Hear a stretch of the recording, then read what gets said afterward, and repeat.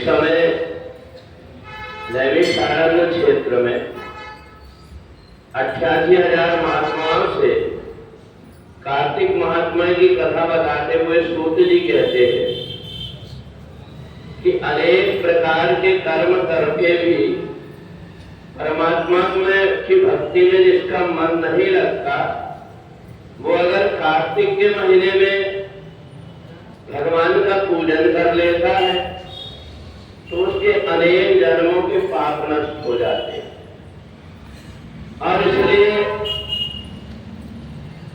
एक समग्र नाम के महात्मा थे, उन्होंने देखा कि मैं इतना प्रयत्न करता हूं परमात्मा की भक्ति करने का, परंतु मेरा ये मन इधर उधर भटकते रहता है, इसलिए क्या करें?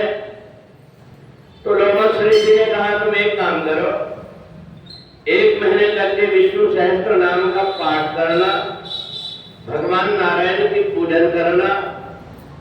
जैसे ही तुम भगवान की पूजन करने लगोगे, ये मन अपने आप तुम्हारा परमात्मा में लगने लगेगा। कार्तिक महीने का ऐसा प्रभाव है कि जो व्यक्ति एक दिन भी अगर सूर्योदय के पहले उठ करके भगवान की पूजन के लिए स्नान कर लेता है तो उसको गंगा नहाने से जो 1 वर्ष में पुण्य मिलता है वो केवल 1 दिन में कार्तिक के महीने में मिल जाता है।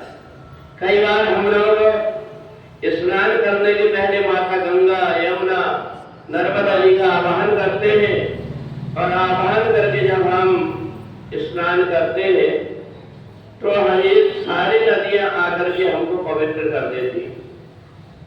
समग्र जैसे ही उन्होंने भगवान का पूजन प्रारंभ किया, रात्रि में वो देखते हैं कि धीरे धीरे मेरे शरीर से काली काली छाया निकल करके अलग हो रही।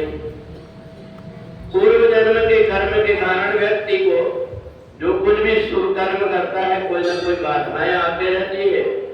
और जैसे ही उन्होंने देखा कि केवल 1 सप्ताह हुआ है और उसके पूरे शरीर के आसपास एक प्रकाश जैसे दिखाई देने लगा, लोमश्री जी के पास में गया, जाकर के कहा गुरुदेव मेरे आसपास एक प्रकाश जैसा क्यों दिखाई देता है?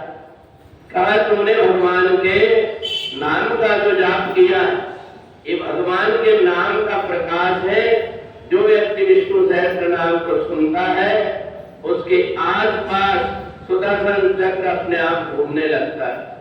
तब तो बड़े प्रसन्न हुए और जिस समय उनका शरीर छूटने लगा तो एक दिव्य प्रकाश जैसे होकर के आकाश में उड़ती हुई आत्मा गई और जाकर के परमात्मा में समा गई।